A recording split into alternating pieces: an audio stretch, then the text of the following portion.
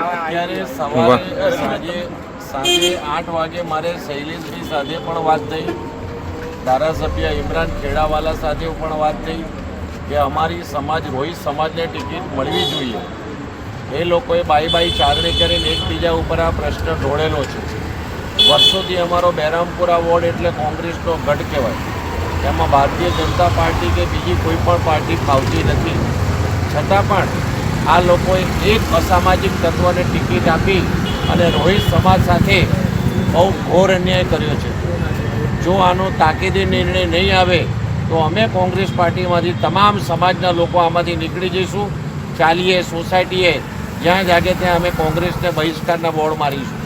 આની નોંધ ધારાસભ્યોએ ખાસ લેવી પડશે, અમિત ચાવડાજીએ લેવી પડશે.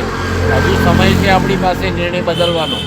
અને આ બેનની જે રજૂઆત માટે અમે આવ્યા છીએ એ બેનની રજૂઆતમાં તમારે 100% ધ્યાન આપવું પડશે, નહીંતર આનું પરિણામ ભોગવવા માટે ધારાસભ્યો જે વિપક્ષના નેતાઓ છે એમને ભોગવવું પડશે.